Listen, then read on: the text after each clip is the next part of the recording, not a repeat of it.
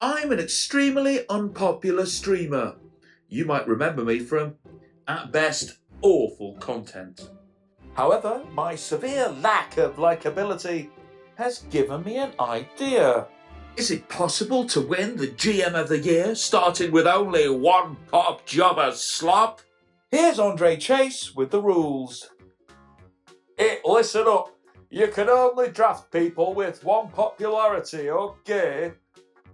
And you must play on AI difficulty extreme. Thanks, Andre.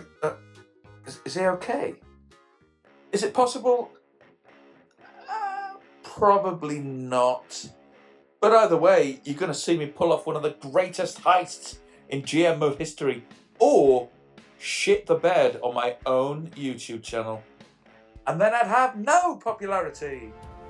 This is me trying to win GM of the Year with one pop jobber slop. Find out at the end of the video whether Elite Cody Rhodes would finish the Toy Story. You are a toy! Or whether Donkey the Donk would scare the children and ruin little Jimmy's birthday party. You are a sad, strange little man. The mad thing was about the draft that as I was taking the one pop slot, the AI started dipping his little toes into my pond, which basically completely thwarted all my little plans. So thanks for that, PlayStation. But anyway, there's me little team of one pop slot jobbers. And look, WCW.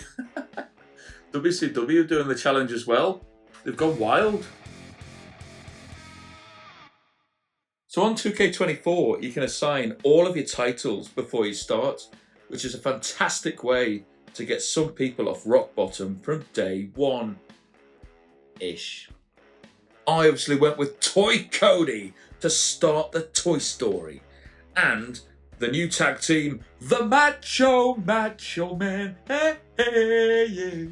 But remember, if you play as ECW, you won't have a women's division, which kind of makes this challenge a bit harder. But I also decided to play as SmackDown due to the fact that, well, they're my favourite show.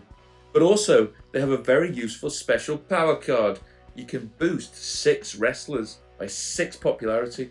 So immediately, my roster isn't looking too shabby. Also, I decided to play as Xavier Woods due to his special ability card. So he can actually steal a superstar from another show. Hey up! That's not part of the rules, you cheating scum. Oh, shut up, Andre. I said I could only draft people with one popularity. Stealing is absolutely fine. But in week 2, I'm going to have someone who's slightly popular on my pathetic little show. But first, I had to get through week 1. And it was horrible. Please make it stop. My plan was to do loads of self promos, but honestly, when they've got mic skills 1, it's basically a waste of a promo. In the end, because I had about $2 million, which is about £23 for my UK audience, I just started doing loads of charity promos, so even if I don't win, at least some sick children had a nice day. And at the end of it all, I got a network special from a Commissioner Goal. What a time to be alive. So network specials give you 25% of that week's new fans, which could be up to 50k. They're completely overpowered.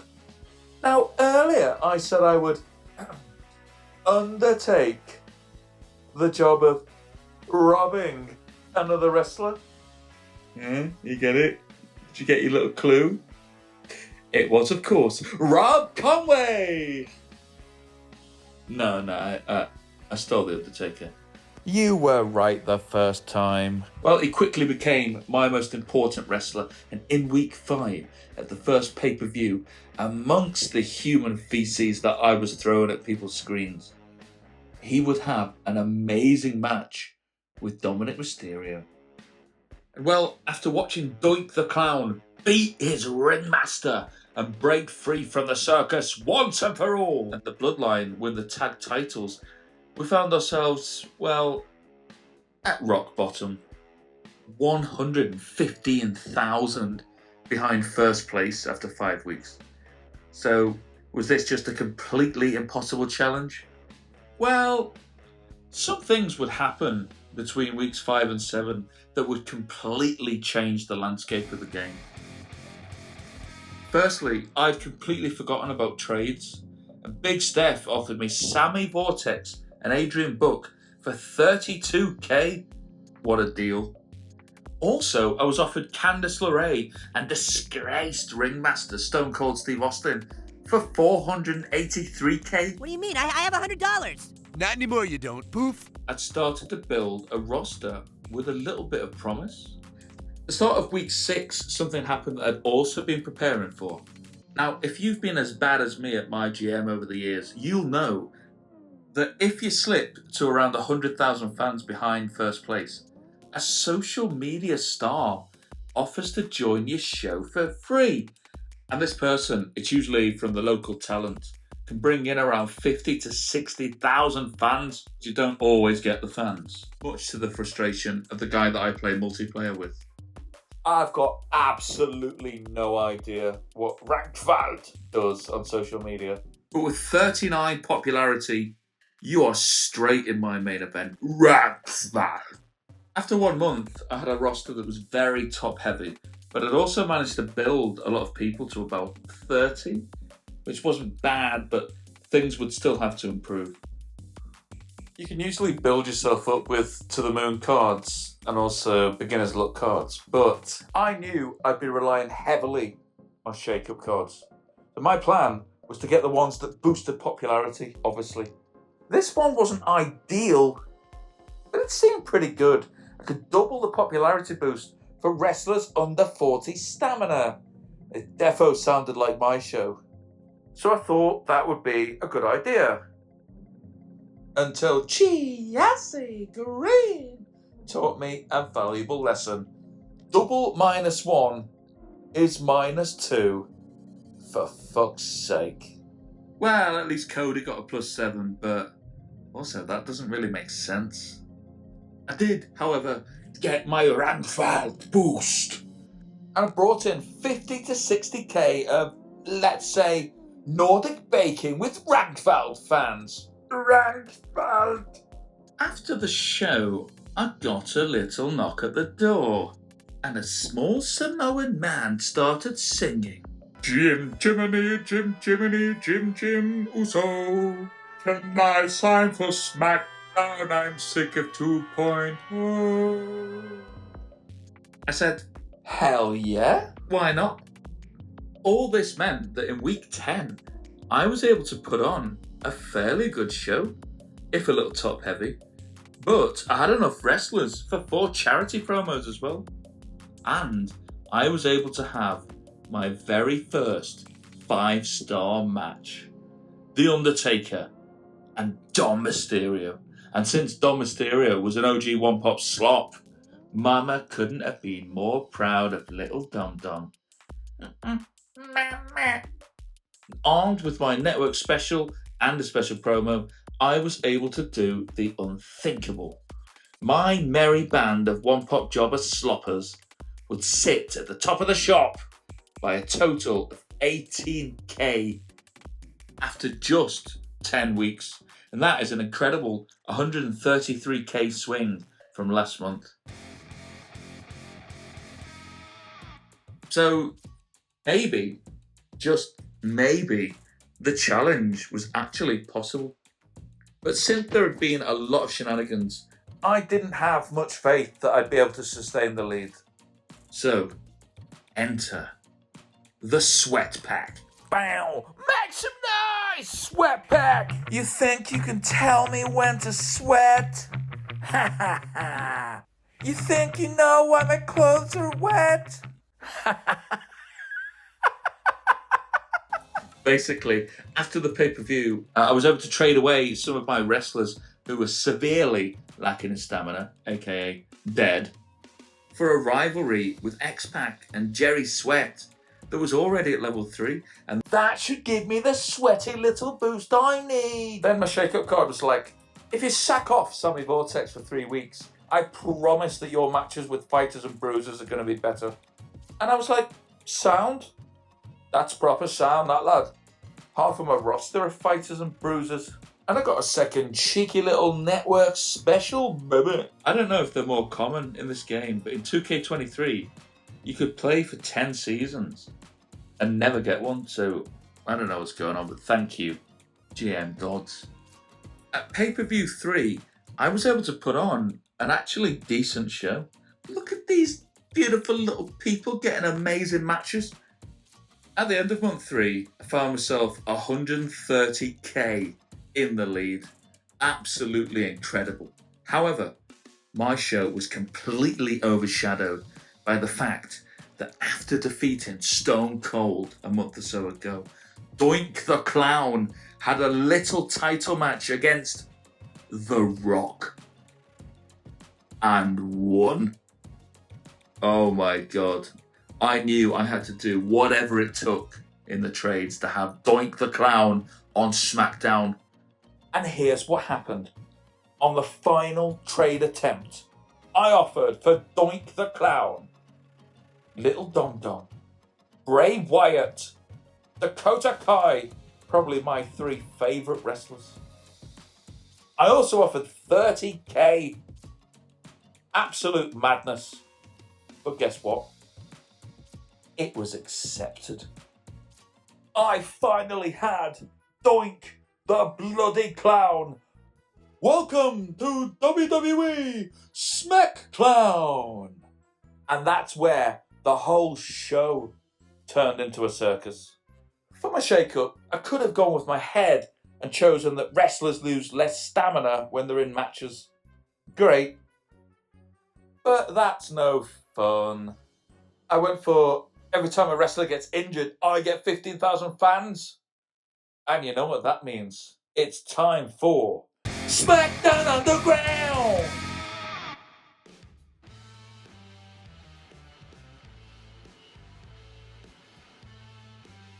And by injuring his old ringmaster once and for all, Doink the Clown became the WWE Undisputed Champion. There was only one man who could stop him now. Or should I say, one toy. By week 15, I'd already injured so many people that Big Trips gave me a little local talent to fill out the card for the pay-per-view. Sassy Mo Lassie. Only 5 popularity, but what a babe. I wish I'd got her at the start of the game, but fortunately, she's joined the party way too late. And she's all there having piss poor matches, sadly. But it didn't matter. At the end of month 4, I was in the lead by 235k. What an absolute performance from my one-pop jobber slot. I knew at this point I'd definitely completed the challenge, but there was a few loose ends to tie up. I mean, hello, greatest WrestleMania main event of all time. I traded for John Cena and Kit Wilson. They'd been doing call-out promos for the whole year, but had never actually had a match. So if you won't book your shite, then I will. Month 5 saw Jerry Sweat cut one of the most disgusting promos ever on live television. Think Katie Vick, but with sweat instead of blood. Stone Cold beat Flint McStones to find out who was the hardest, and Gunther continued being Gunther. He's a triple champion over in NXT. I've got no idea. It don't make sense to me, but I don't question it. Interestingly, my roster at the end of the game was basically what you'd expect at the start of the game.